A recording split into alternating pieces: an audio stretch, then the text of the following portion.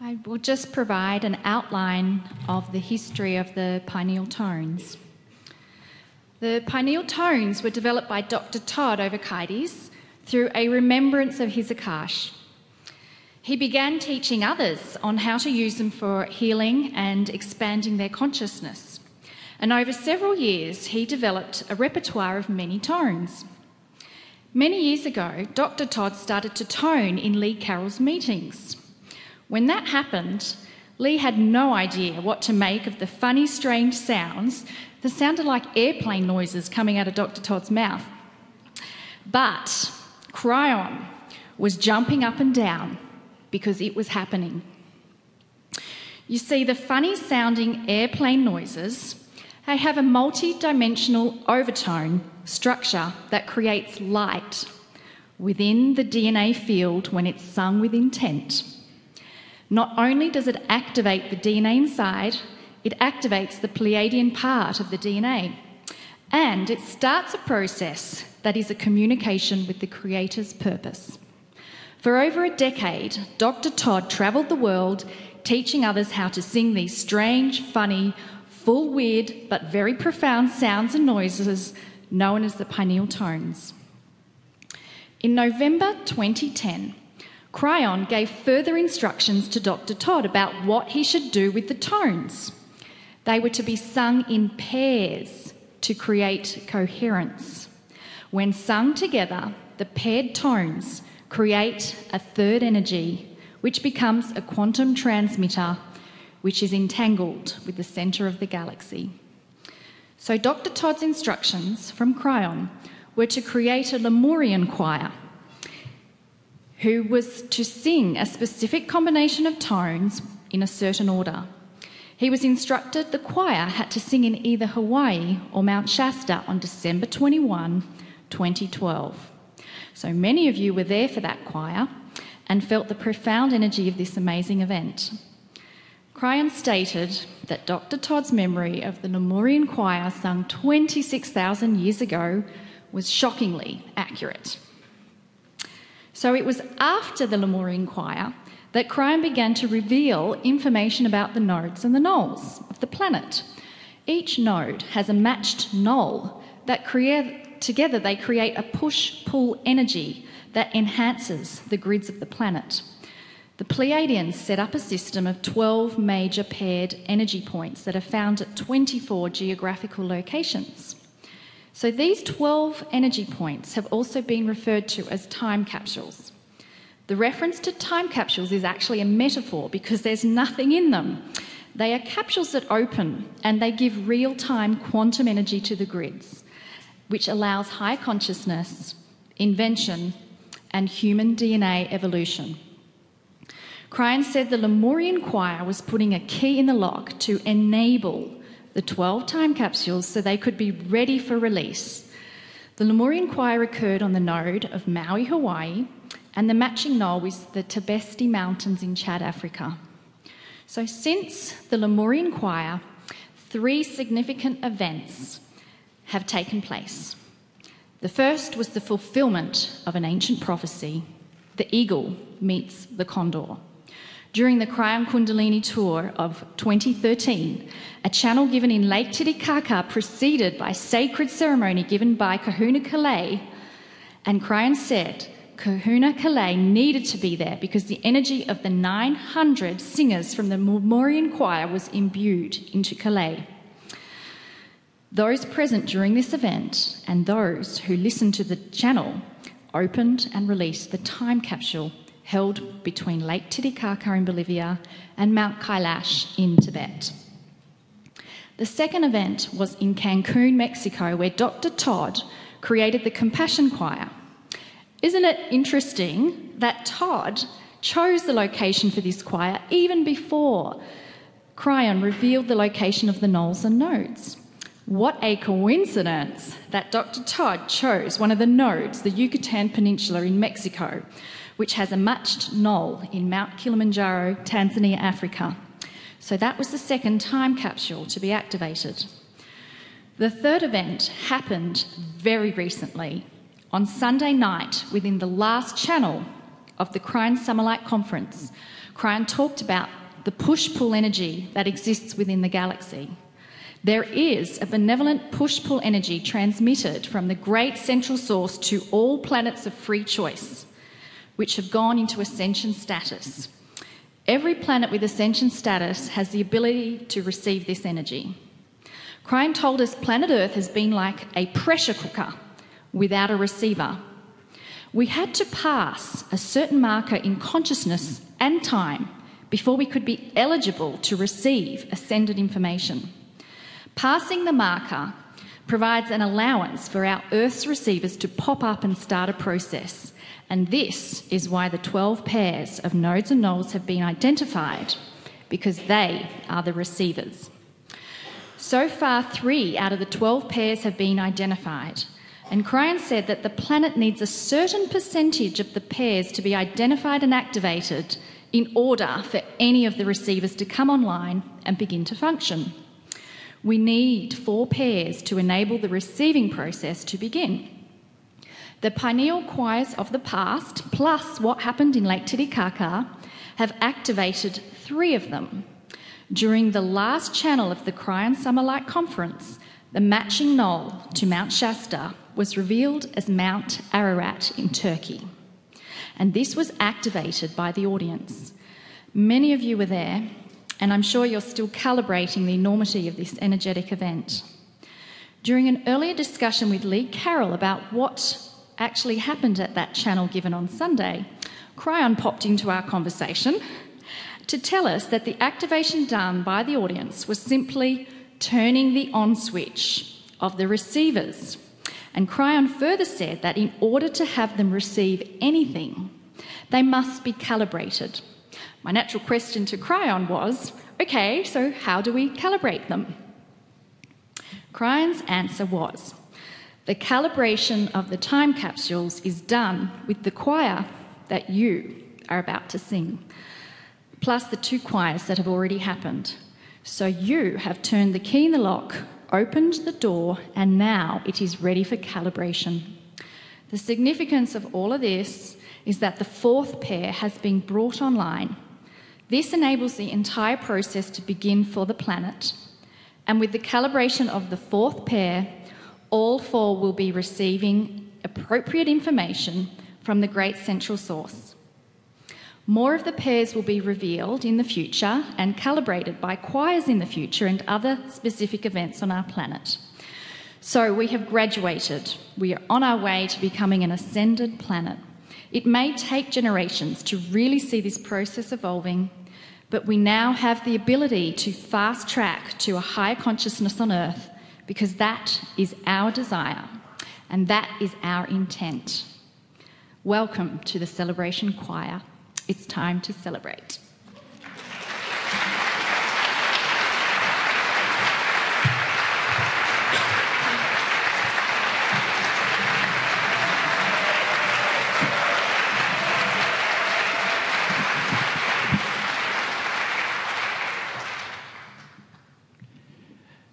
It's the only time I channel when I stand up is at the choirs. And so you will see me occasionally hold on to the microphone so that I don't fall over, which would be inappropriate at any time.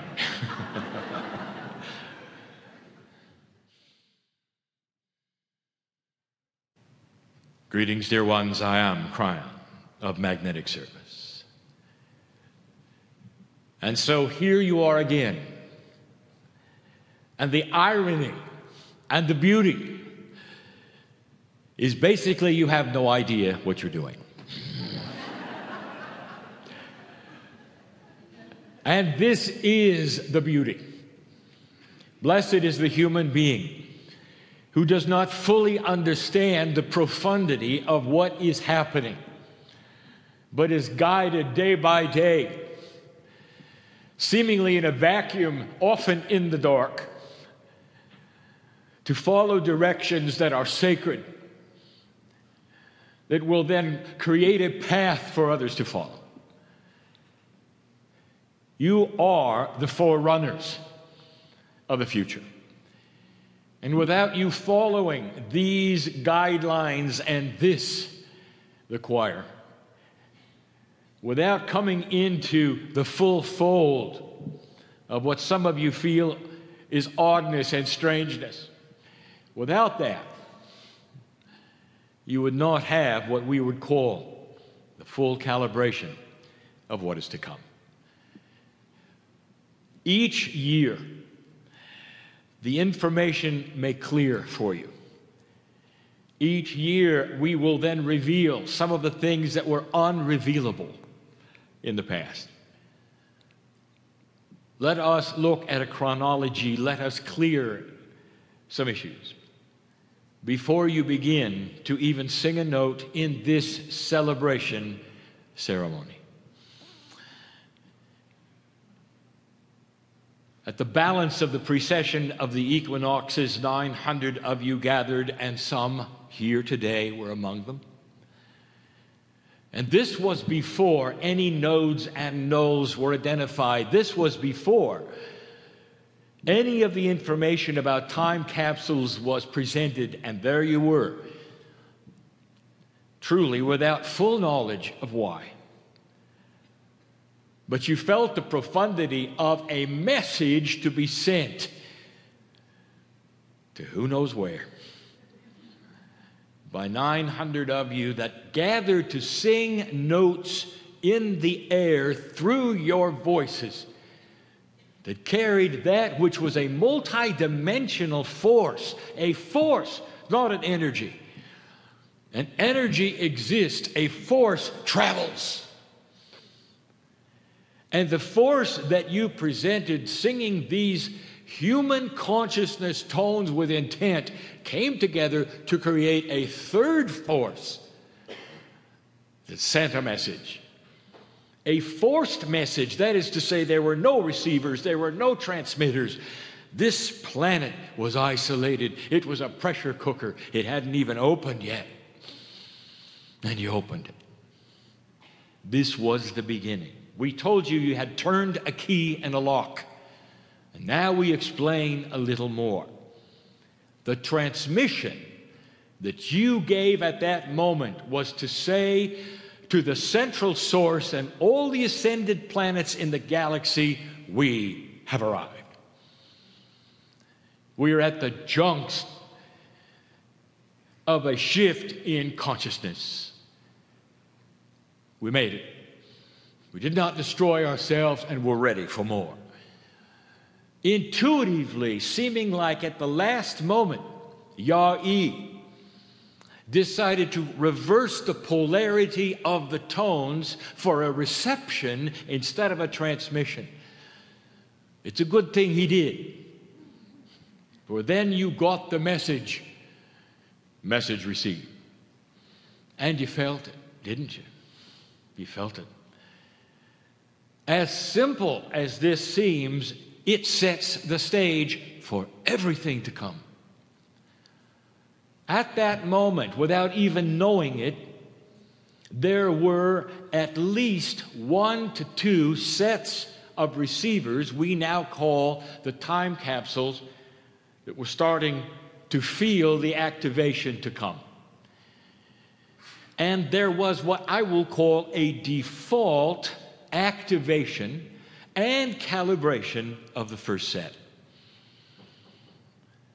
So, the Lemurian choir sent the message, activated a set of time capsules that it had no idea existed, and calibrated them with a default energy. And that reception was then able to go to Yah-E's consciousness for a higher set of tones that he would never have been able to give without that first set being achieved. Now, there is a vast difference between activating the time capsules and calibrating them, as was just explained. The activations can be done apart from a choir. It can be done in places you don't know about and people you've never heard of.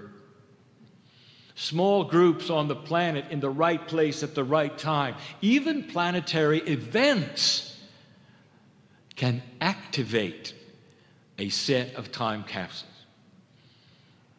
The activation is like turning on the radio. It's ready to then receive. But like the metaphor of a radio on the planet Earth, you must then turn the dial to find the frequency you will calibrate to the reception that is needed. The reception and the calibration is not known in advance. And that is why Yahweh is involved to the degree he is. He must remember, he must receive in advance in order then to create the tones that will calibrate for the moment, for the planet, what is needed. You've had 3 choirs. There are 4 now, 4 time capsules identified, and the 4 is the Gaia energy.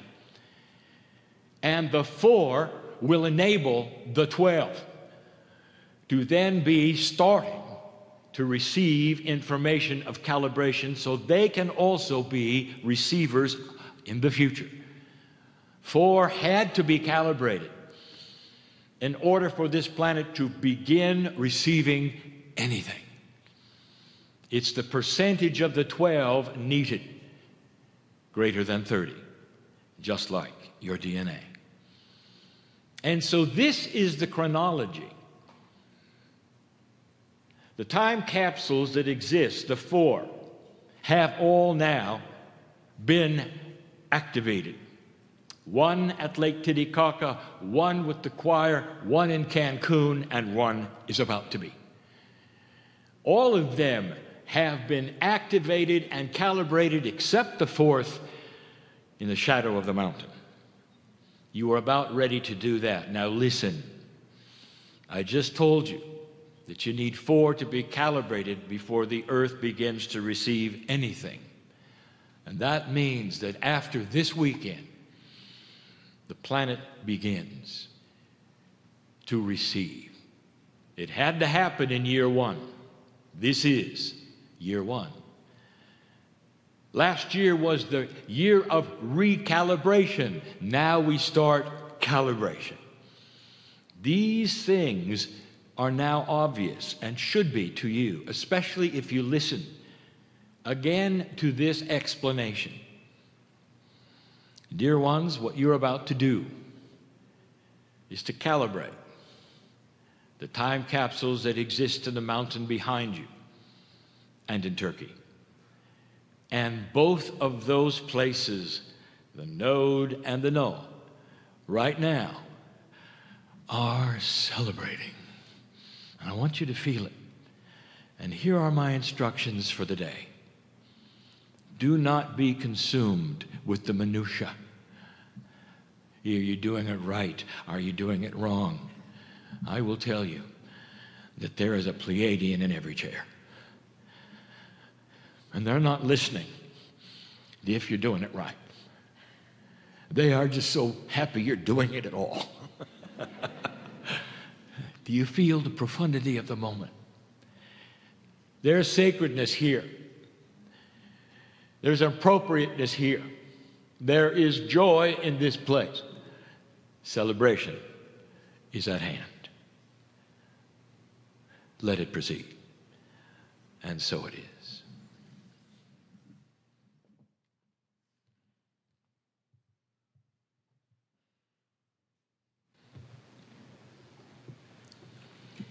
And now we continue. And the continuation is with education. It's time to reveal what Yahweh is truly remembering. The Pleiadians play a great role in what you're doing now. That statement alone puts you in a category that is different from those perhaps outside the building. Perhaps for the first time, appropriately in year 1, there would be those seeing this that would never have seen it before through the media, which is now being recorded. here. And so there would be those who would watch this and wouldn't understand anything. In fact, they would not see what you see. They would not understand what you understand. In fact, they may even pass judgment that it's not for them and never will be. And so we will reveal just a little, perhaps, of the common sense that is here to a Pleiadian and what you're doing. You are connecting this planet to the seed biology, the creation story of the planet, of humanity. And therefore, there is an alliance for the first time to begin with communication from that which is the Seven Sisters constellation, from that which is the Pleiadians in the mountain, who are in a quantum state, a time capsule that has no time. A difficult concept indeed. One in a quantum state who has no time is not one who does not understand time, it is one who simply has none.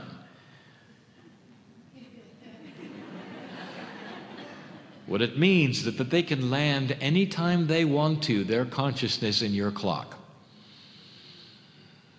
That's the ability.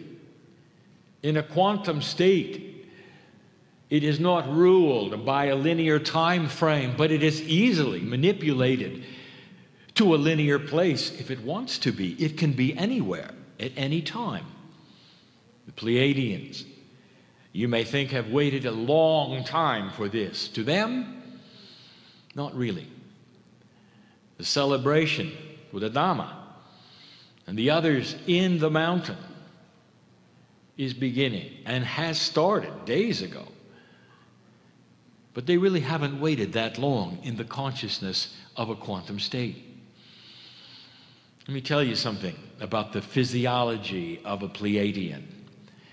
The human being is born with differences in the throat chakra that are biological between the male and the female, and you will even see it. You call the male has an Adam's apple.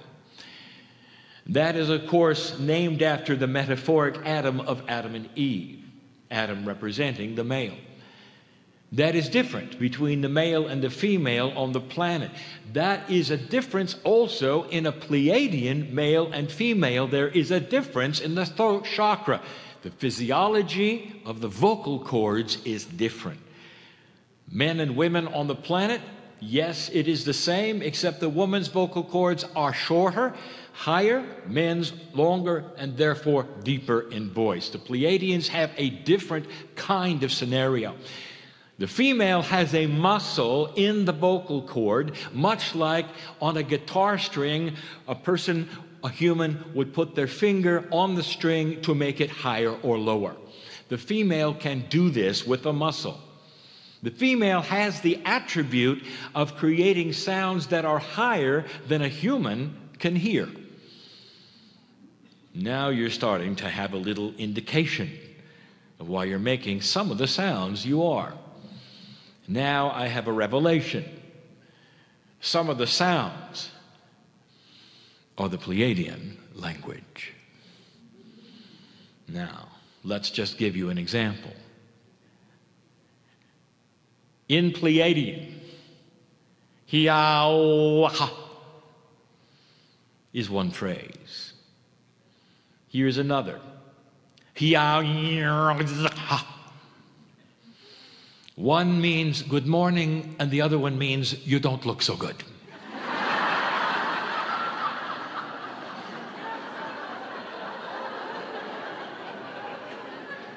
It's subtle, isn't it? Did you notice the that's Pleiadian? The tones are not simply sacred sounds that you are putting together to create other energies. They are Pleiadian greetings, dear ones. You are singing to them in their language. What do you think? What do you think?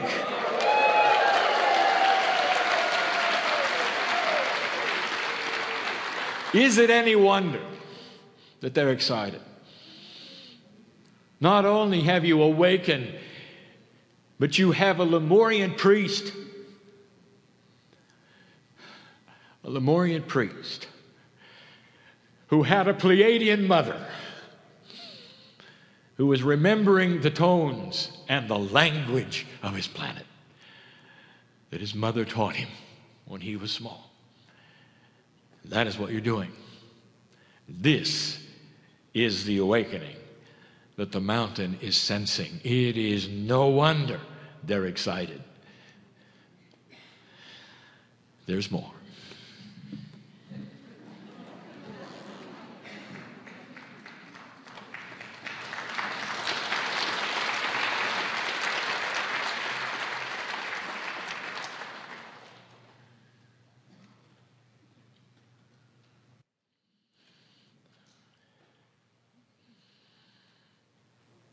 And it continues. So much beautiful information to impart to you.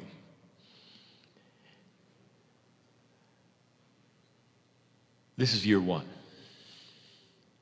And we keep saying that because there is already a model that has been set many times in this galaxy of what takes place within a planet that has been seeded by another, allowed with free choice to get to a place or not, where it would wake up to its own consciousness and decide to change. I would love to give you a biology lesson. And it's one that scientists may not agree with. And yet there are things they cannot deny that they see. And they search for answers that are not there.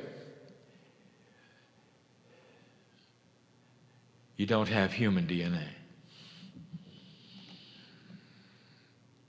Ever since DNA was identified and chromosomes could be looked at closely, there was the awareness of the fusion of chromosome 2. Fused with chromosome 3, some say, gave humanity a completely different set of chromosomes than the common ones of other mammals, especially those who look like you would be apes. You have 23 pair instead of the common 24. And if you stopped right there and looked at that in an esoteric fashion, and we invite you to, there is numerology everywhere. For chromosomes 2 and 3 would equal a 5, giving you 23 pairs, which equals a 5, and 5 means change. It's an invitation to change your DNA. Not chemically. For DNA, chemically, is complete. The invitation to change your DNA is quantumly. Consciousness is quantum. It is not three-dimensional. It is an attribute, an element, a confluence with the chemistry that gives you even power over physics. I invite you right now to look at your history. What is the history of the masters of the planet? What did they show you? What did they do? Did they do anything unusual? Did some of them, like, for instance, change physics, walk on water, create things that were not there a moment before? What does this tell you? Are you just going to call it a miracle, thank you, God, and walk away? Or are you going to say, this was an example of a human being with a DNA that was different, enhanced, perhaps even operating at its fullest Pleiadian level? There was even one early on who chose his own ascension time. Did not leave evidence of death, not even a body. These were the masters of the planet showing you change. Now I would like to invite you to know more about Pleiadian DNA. Human beings are biased. How would you like to know about high Pleiadian technology? You, human being, are looking for devices, aren't you? You've got to have a outside of consciousness, device-driven technology married with what you do corporeally in order to give you high technology. What if I told you the Pleiadians never did that? First of all, you should know this: the Pleiadian civilization is 10 times longer than yours. Now that varies depending upon which Pleiadian planet you're talking about, and there were 3, for they had 9 stars.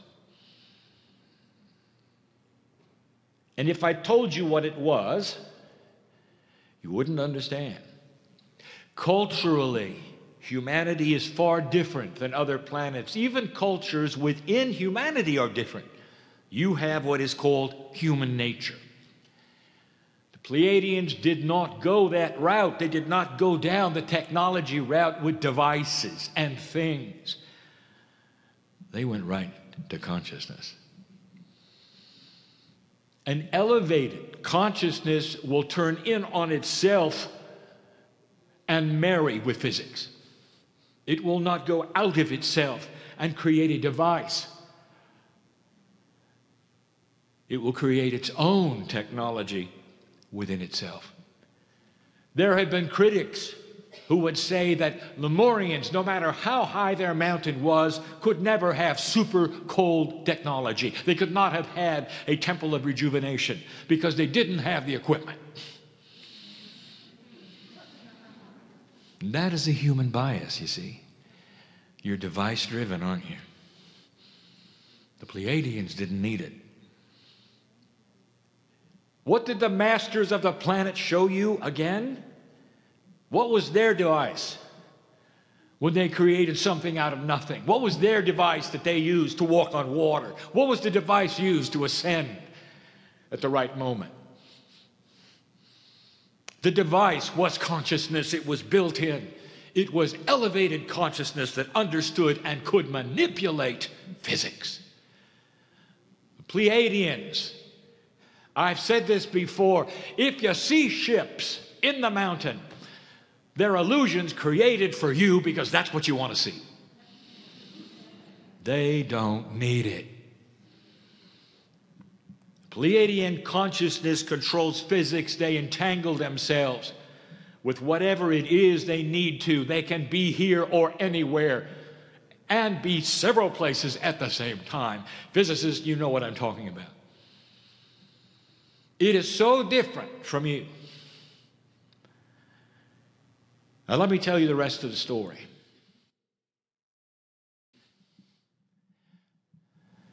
A Pleiadian mother sings a lullaby to her child. Not just a song, not something simply passed down and beautiful. The lullaby she sings to her song, the song that she sings to her child, is a healing song. Right from birth, the Pleiadian mother is healing her child, imbuing into the child the same kind of biological protection from a very high technology of consciousness that you can't understand without devices at all. Now, what did I tell you the last time I stood here? You are singing the lullaby. You are singing their language. Do you think there is a possibility that it affects your DNA? And whose DNA is it that you have exactly? Do you see what I'm saying? The Pleiadian DNA within you is awakening at the same time the mountain is. This is a healing meeting, and I want you to take advantage of it. Your belief enhances every corporeal structure you have. It sees what you believe. It starts to elevate itself because you own the belief. It starts to build bridges in its own consciousness, its own cellular structure that will keep disease away and healing that which is there.